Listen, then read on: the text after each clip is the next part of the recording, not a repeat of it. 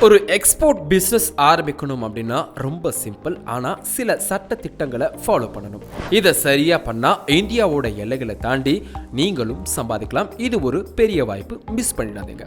முதல்ல நீங்க ஒரு பிசினஸ் கம்பெனியா ரெஜிஸ்டர் பண்ணணும். அதுக்கப்புறம் பேங்க்ல உங்க பிசினஸ் பேர்ல ஒரு கரண்ட் அக்கவுண்ட் ஆரம்பிக்கணும். அப்புறம் உங்க பேன் கார்டு இருக்கணும். இதுதான் முதல் அடிப்படை படி.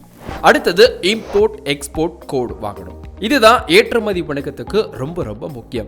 வெளிநாட்டில இருந்து நீங்க எந்த பொருளை அனுப்பினாலும் இந்த ஐஇசி நம்பர் கண்டிப்பா வேணும். இதை ஆன்லைன்ல மத்திய அரசோட வெளிநாட்டு வர்த்தக இயக்குநரகத்தால அப்ளை பண்ணணும். இது இல்லாம ஏற்றுமதி சாத்தியமே கிடையாது. மூணாவது, நீங்க அனுப்புற பொருளுக்கு ஏத்த மாதிரி ஜிஎஸ்டி ரெஜிஸ்ட்ரேஷன் கட்டாயம் பண்ணணும்.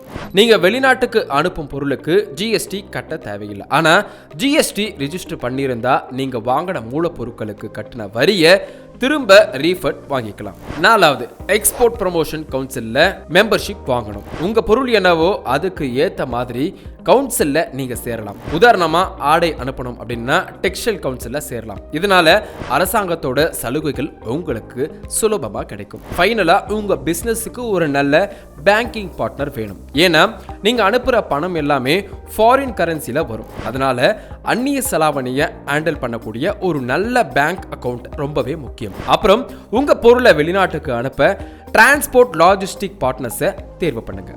இந்த வீடியோ உங்களுக்கு யூஸ்ஃபுல்லா இருந்தா மறக்காம உங்க ஃபேமிலி அண்ட் ஃப்ரெண்ட்ஸ்க்கு ஷேர் பண்ணுங்க.